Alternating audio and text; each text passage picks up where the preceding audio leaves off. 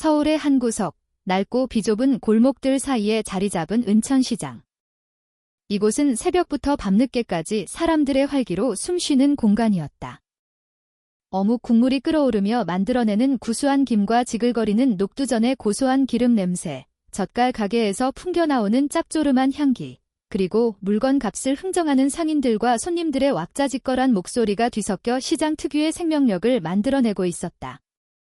그 소란스러운 일상 속에서도 그날 아침의 시장 풍경에는 사람들의 눈살을 찌푸리게 하는 이질적인 존재가 하나 있었다.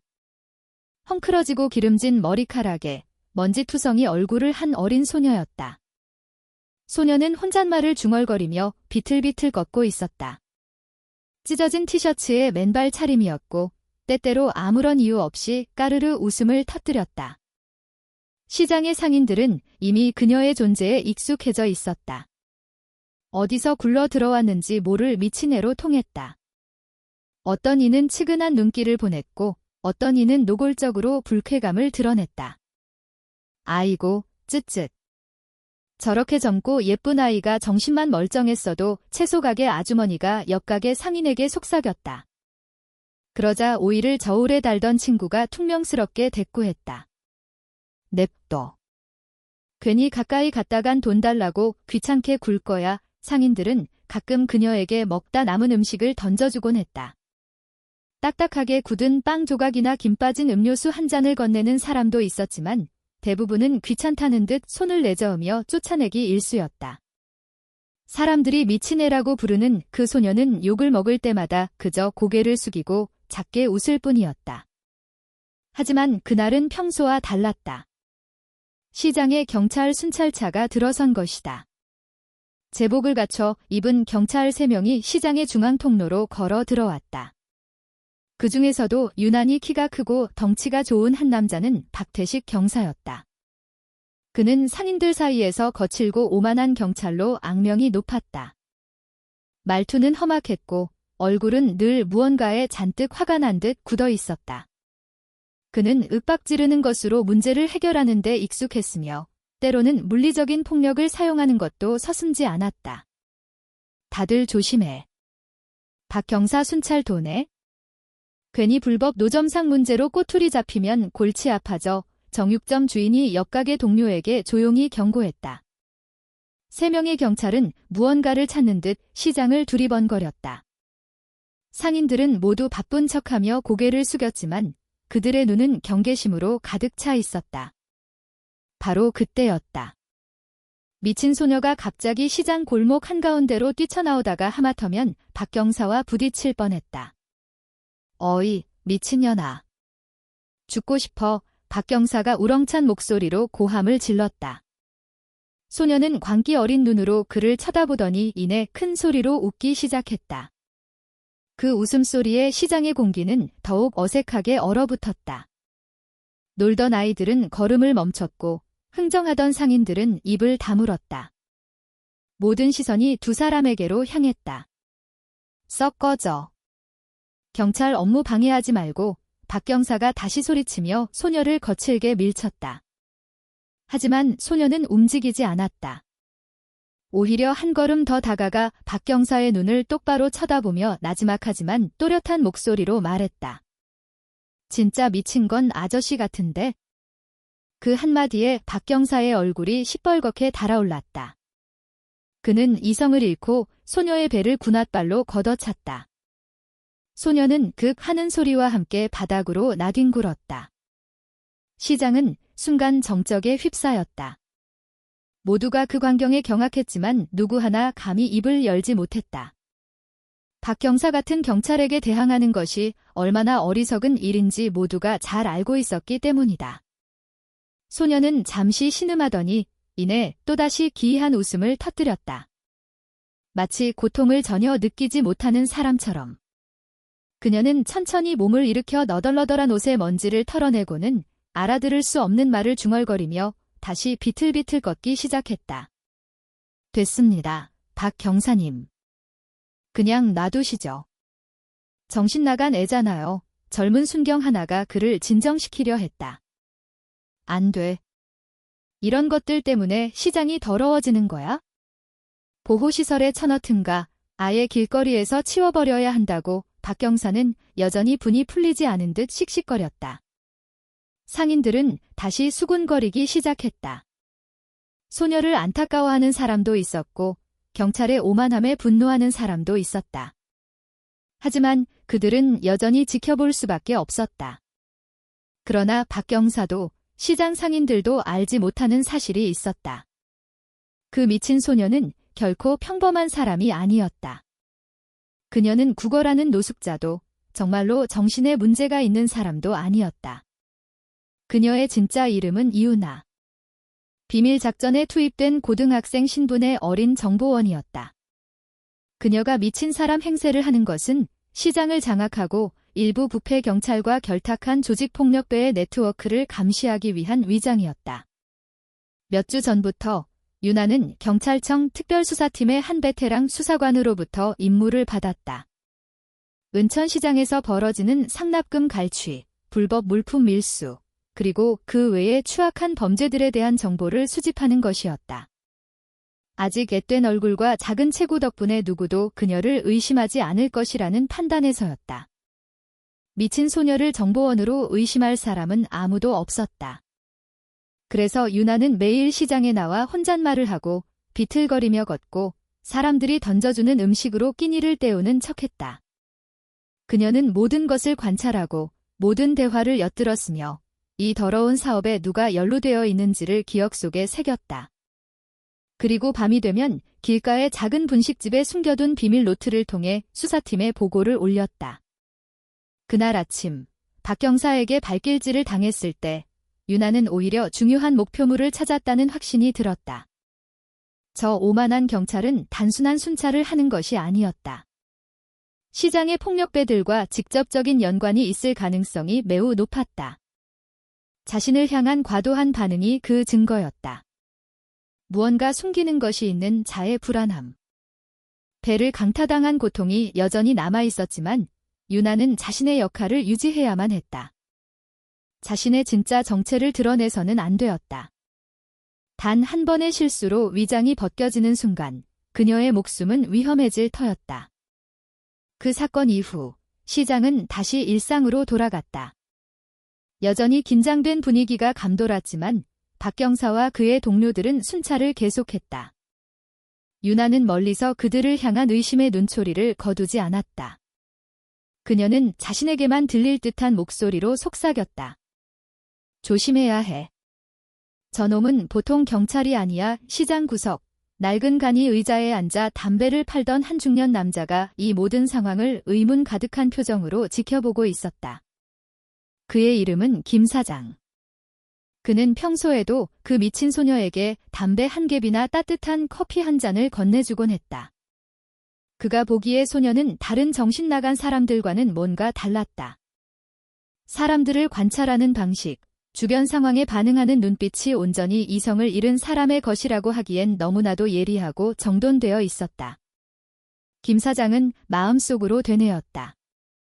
저 아이, 대체 정체가 뭘까? 다시 평범해진 시장의 소음 뒤로 거대한 폭풍이 조용히 몰려오기 시작하고 있었다. 그날 밤은 유난히 길게 느껴졌다.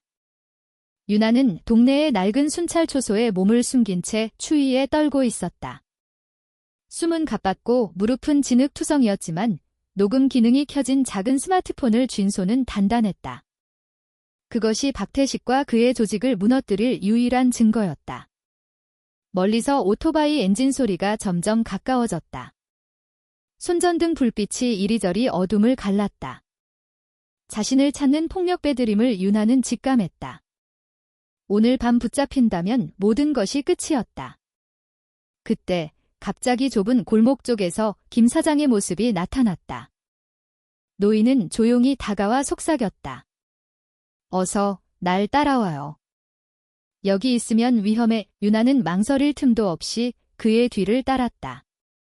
그들은 좁은 통로를 지나 그의 담배가게 뒷문으로 들어갔다. 김 사장은 안으로 들어서자마자 문을 단단히 걸어 잠갔다. 내가 모를 줄 알았소, 학생. 나도 젊었을 때 정보원 노릇을 해본 적이 있거든. 이 시장의 마약 조직을 소탕하는 경찰을 도왔었지. 임무를 수행하는 사람의 눈빛은 나도 안다오. 바로 학생 같은 눈빛. 유나는 고개를 숙였다. 그녀의 눈에 눈물이 고였다. 아저씨, 만약 제가 미친 게 아니란 걸 저들이 알면 전 끝이에요. 하지만 이 증거는 꼭 전달해야만 해요. 김 사장은 단호하게 고개를 끄덕였다. 내일 아침 내가 믿을 만한 사람에게 데려다 주겠소? 더 이상 혼자 움직여선 안 돼. 다음 날 아침 시장은 평소처럼 다시 사람들로 붐볐지만 긴장감은 여전했다. 마동철과 그의 부하들이 불안한 얼굴로 시장을 서성였다. 박태식 경사도 나타났다. 이번에는 평소보다 더 굳은 표정이었다. 계속 찾아. 숨 쉴 틈도 주지 마. 필요하다면 이 시장의 쓰레기들을 전부 청소해버려. 박 경사가 차갑게 말했다. 상인들은 그저 고개를 숙일 뿐이었다. 아무도 감히 저항하지 못했다. 말 한마디 잘못했다가는 자신들이 희생양이 될 수 있다는 것을 잘 알았다. 하지만 경자 아줌마의 분식집에서는 다른 일이 벌어지고 있었다. 허름한 셔츠 차림의 한 남자가 구석 테이블에 앉아 있었다.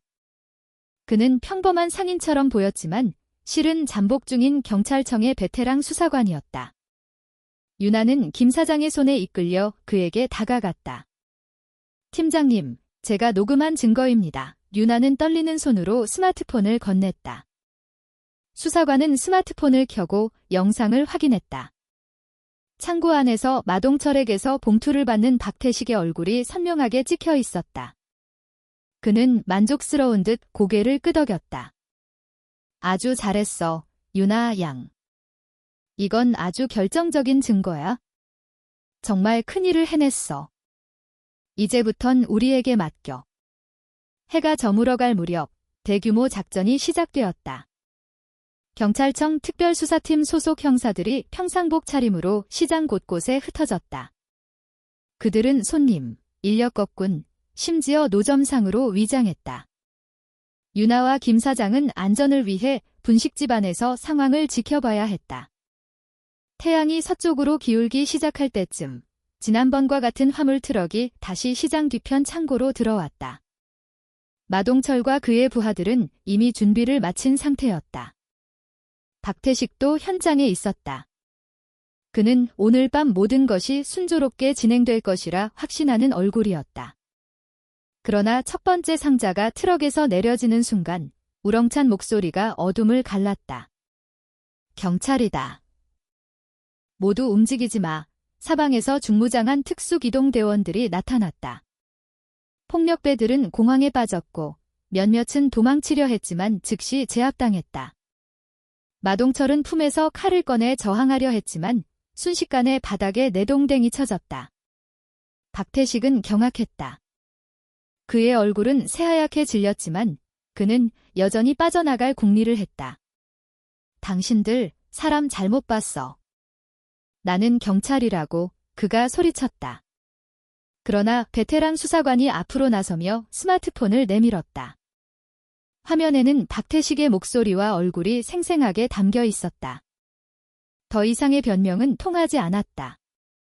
박태식의 오만하던 얼굴은 절망으로 일그러졌다. 그는 결국 자신이 그토록 억압했던 시장 상인들이 보는 앞에서 수갑을 차게 되었다. 사람들은 수군거리기 시작했고 심지어 용기를 내어 목소리를 높이는 사람도 있었다. 어쩐지 시장이 점점 흉흉해진다 했더니 경찰이 한통속이었구만. 쯧쯧, 정직하게 장사하는 젊은 사람들만 불쌍하지. 이 몇몇 상인들의 시선은 경자 아줌마의 분식집으로 향했다. 유나가 창문 뒤에서 몰래 엿보고 있는 곳이었다. 그들의 눈빛은 이전과는 달랐다. 더 이상 미친 소녀를 향한 혐오가 아니었다. 조용히 그들을 구해준 작은 영웅을 향한 존경심이 담겨 있었다. 그날 밤 시장의 공기는 한결 가벼워졌다.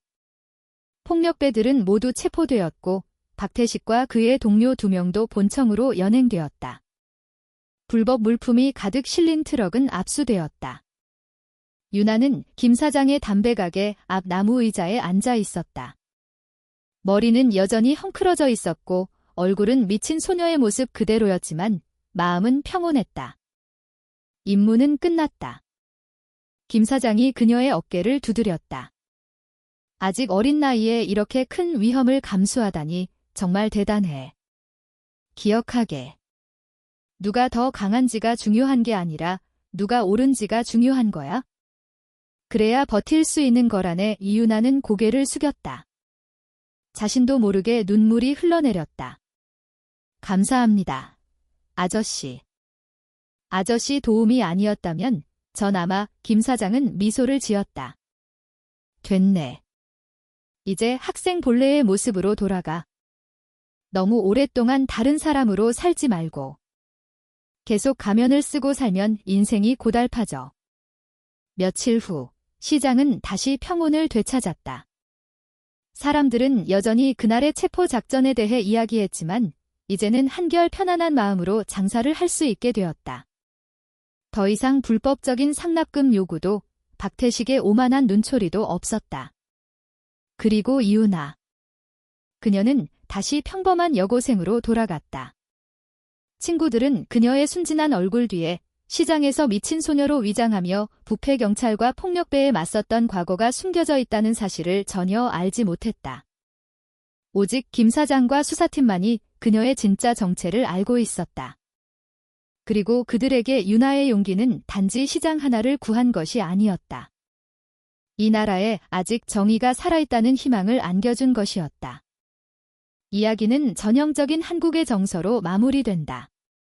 억압받던 서민들이 마침내 정의를 되찾고 용기 있는 젊은이가 영웅이 되며 지혜로운 노인이 삶의 교훈을 건넨다.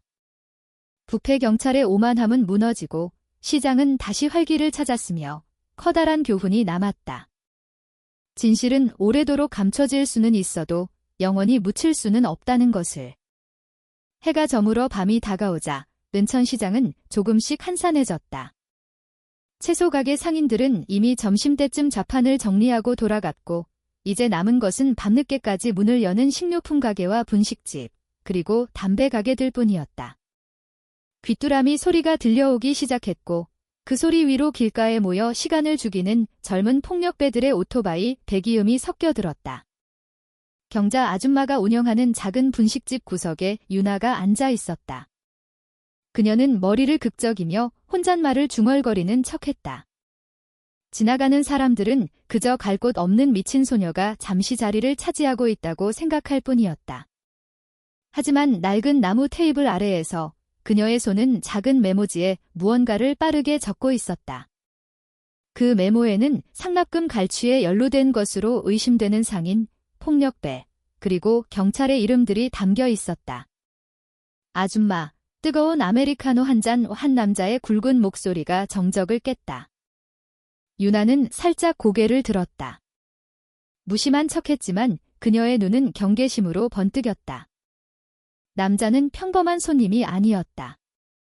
그는 폭력적인 성향으로 시장에서 악명이 자자한 마동철이었다.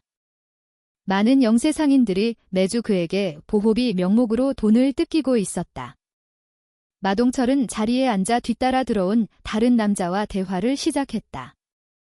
희미하게 들려오는 대화 속에서 유나는 온몸의 피가 차가워지는 듯한 내용을 포착했다. 내일 밤에 물건 또 들어온다. 애들한테 창고 주변 경비 잘 서라고 일러둬. 걱정 마쇼, 형님. 다 처리해 놨습니다. 경찰 쪽에도 이미 한몫 챙겨줬으니 안전합니다. 그 말들은 유나의 머릿속에서 흩어져 있던 퍼즐 조각처럼 맞춰지기 시작했다. 물건, 창고, 경찰에게 챙겨준 목. 모든 것이 단순한 시장 상납금 갈취보다 훨씬 더 큰 범죄를 가리키고 있었다. 유나는 일부러 까르르 웃음을 터뜨려 다른 손님들이 불쾌하게 자리를 피하게 만들었다. 그것은 오히려 그녀에게 이득이었다. 의심받지 않고 더 선명하게 대화를 엿들을 수 있었기 때문이다.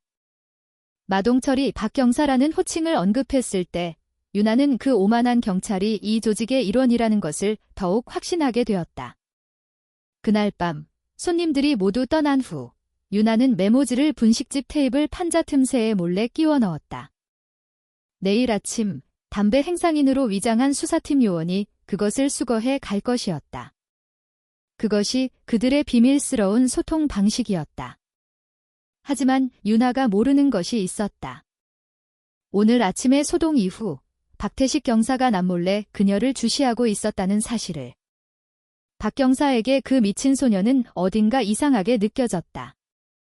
경찰의 눈을 똑바로 쳐다보는 대담함 때문이 아니라 그 눈빛이 너무 깊고 너무 의식적으로 보였기 때문이다. 다음 날 시장은 다시 활기를 띠었다. 윤아는 평소처럼 자신의 역할을 수행했다. 헝클어진 머리, 너덜너덜한 옷차림으로 혼자 웃고 떠들었다. 하지만 마음속으로는 불안했다. 진실에 가까워질수록 위험 또한 커진다는 것을 알고 있었다. 그날 오후 그녀는 시장 입구 근처의 한 순대국밥집에 앉아있는 박 경사를 보았다. 그의 눈빛은 무언가를 기다리는 듯 날카로웠다. 윤아는 거리를 유지하며 쓰레기통 근처에서 무언가를 뒤지는 척했다. 그곳에서 그녀는 2명의 폭력배가 박 경사에게 다가가는 것을 목격했다. 그들은 짧게 대화를 나누었고 그중 한 명이 갈색 봉투를 건넸다. 박 경사는 태연하게 그 봉투를 가방에 넣고는 아무 일도 없었다는 듯 자리를 떴다. 윤아의 심장이 격렬하게 뛰었다. 명백한 증거였다. 하지만 어떻게 들키지 않고 이 사실을 보고할 수 있을까? 해질 무렵 세찬 비가 내리기 시작했다. 시장 바닥은 금세 질퍽해졌다. 고인 물 때문에 몇몇 노점은 일찌감치 문을 닫았다. 윤아는 비를 피할 곳을 찾아 작은 처마 밑으로 달려갔다. 바로 그때 오토바이 한 대가 그녀 바로 앞에 멈춰섰다. 검은 헬멧이 운전자의 얼굴을 가리고 있었지만 그의 입에서 나온 목소리는 윤아를 얼어붙게 만들었다. 타. 안 타면 어떻게 되는지 알지? 마동철의 부하 중 한 명의 목소리였다. 윤아는 정말 미친 사람처럼 겁에 질린 연기를 했다. 거부하며 웃다가 좁은 골목 쪽으로 도망쳤다. 폭력배는 거칠게 욕을 내뱉으며 질퍽한 골목길로 그녀를 뒤쫓았다. 윤아는 있는 힘껏 달렸다. 비 때문에 몇 번이나 미끄러졌지만 멈추지 않았다. 다행히 작고 날렵한 몸 덕분에 간신히 그를 따돌릴 수 있었다. 그녀는 달꽃이 포장마차 뒤에 숨어 오토바이 소리가 멀어질 때까지 숨을 죽였다. 어째서 나를 의심하는 거지? 그녀는 불안감에 휩싸였다. 내 위장이 벌써 들통나기 시작한 건가? 그날 밤 그녀는 임시 은신처인 기찻길 근처의 낡은 폐건물로 돌아왔다. 그곳에서 그녀는 금이 간 벽 틈에 숨겨둔 작은 가방을 열었다. 안에는 중요한 메모들, 비밀번호가 저장된 특수 제작 스마트폰, 그리고 몇몇 목표 인물의 사진이 들어있었다. 그녀는 잠시 스마트폰을 켜서 수사팀 번호로 짧은 메시지를 보냈다. 목표 박태식, 마동철로부터 금품 수수. 금요일 밤 시장 창고로 물건 반입 예정. 지원 요망. 상황 긴급함. 메시지를 보낸 후 그녀는 즉시 전원을 껐다. 모든 것은 신속하고 은밀하게 이루어져야 했다.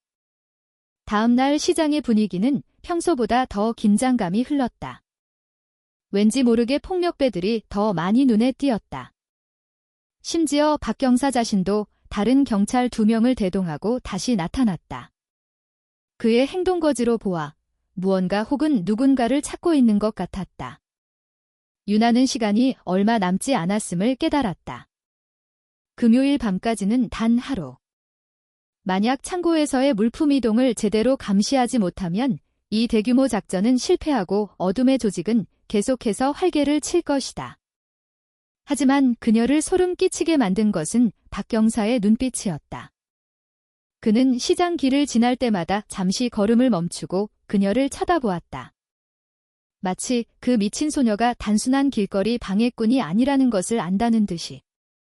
윤아는 마음속으로 속삭였다. 만약 저자가 내 정체를 알아챈다면 나는 끝장이다. 금요일 밤이 왔다.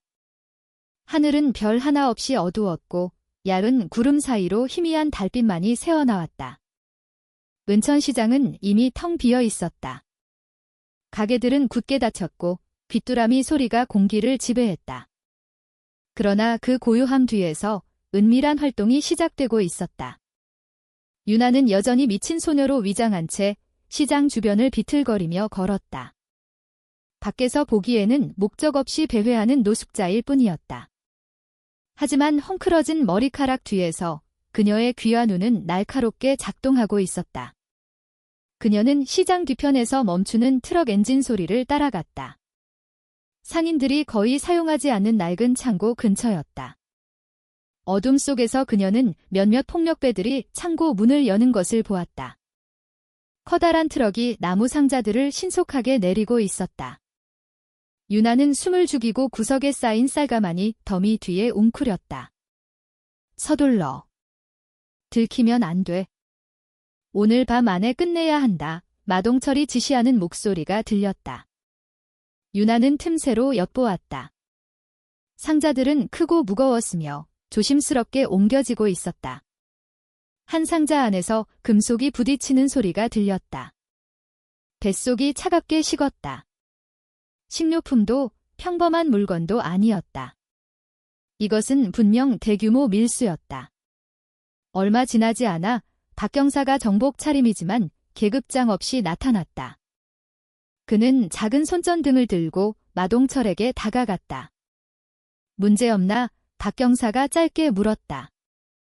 네, 형님. 형님 몫은 준비해뒀습니다. 마동철이 검은 가방을 건네며 대답했다. 유나는 조용히 분노를 사겼다. 시민을 보호해야 할 경찰이 오히려 어둠의 조직의 일부가 되어 있었다.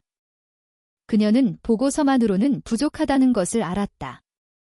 시각적인 증거가 더 강력할 터였다.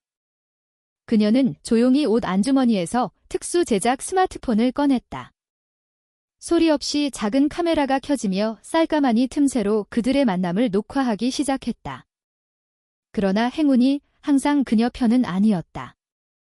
유나가 녹화에 집중하고 있을 때 시장 고양이 한 마리가 갑자기 나무더미 위에서 뛰어내리며 소란을 피웠다. 경비를 서던 폭력배가 의심스럽게 돌아보았다. 어이, 저기 무슨 소리야? 그가 소리쳤다. 유나는 재빨리 바닥에 엎드려 숨을 죽였다. 폭력배가 다가와 쌀가마니 주위를 손전등으로 비췄다. 몇 걸음만 더 왔더라면 틀림없이 유나를 발견했을 것이다. 그때 갑자기 멀리서 오토바이 소리가 요란하게 들려왔다. 폭력배는 그쪽을 돌아보더니 서둘러 자기 자리로 돌아갔다. 천만다행이었다. 유나는 죽음의 문턱에서 벗어났다. 트럭이 물건을 모두 내린 후 박 경사가 지시했다. 문단속 차례. 내일 아침에 이 물건들 항구로 보낼 거니까? 절대 새어나가면 안 돼. 폭력배들은 신속하게 창고 문을 잠그고 하나둘씩 흩어졌다. 박 경사도 두툼한 봉투를 손에 쥔 만족스러운 얼굴로 떠났다. 주변이 안전해지자 유나는 은신처에서 빠져나왔다. 숨은 여전히 가빴지만 중요한 녹화 영상을 손에 넣었다. 그녀는 스마트폰을 가슴에 꼭 껴안았다. 마치 유일한 희망을 품에 안은 것처럼. 그러나 돌아가는 길은 순탄치 않았다. 그녀가 시장 구역을 막 벗어나려 할 때 갑자기 누군가 뒤에서 팔을 붙잡았다. 유나가 돌아보자 심장이 멎을 뻔했다. 평소 그녀에게 먹을 것을 주던 늙은 담배 가게 주인 김 사장이 심각한 얼굴로 서 있었다. 학생, 미친 게 아니지. 그가 나지막이 속삭였다. 유나는 아무 말도 할 수 없었다. 지금까지 자신의 위장은 완벽하다고 믿었다.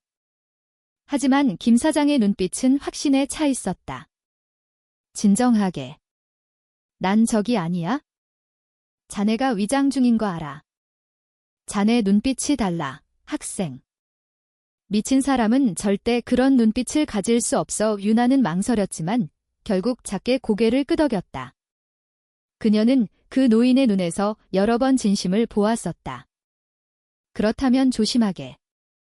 마동철 패거리들이 자네를 의심하고 있다는 소문을 들었어. 오늘 밤 혼자 돌아다니지 마. 위험해 그 말에 유나는 더욱 불안해졌다. 하지만 신속하게 움직여야 했다. 이 녹화 영상은 반드시 수사팀에 전달되어야 했다. 그녀는 몇 분을 기다린 후 경자 아줌마의 분식집으로 향하는 좁은 골목으로 들어섰다. 평소 메모를 숨겨두던 곳이었다. 하지만 이번에는 달랐다. 골목 끝에 3명의 폭력배가 그녀를 기다리고 있었다. 어이, 미친년. 이 밤에 아직도 돌아다니네. 이리 와봐. 그중 하나가 비웃으며 말했다. 유나는 큰 소리로 웃는 척하며 반대 방향으로 달렸다. 폭력배들이 즉시 뒤쫓았다. 그들의 발소리가 질퍽한 골목에 울려 퍼졌고 유나의 심장 박동 소리와 뒤섞였다. 그녀는 어둠 속으로 몸을 숨기기 위해 기찻길 쪽으로 달렸다.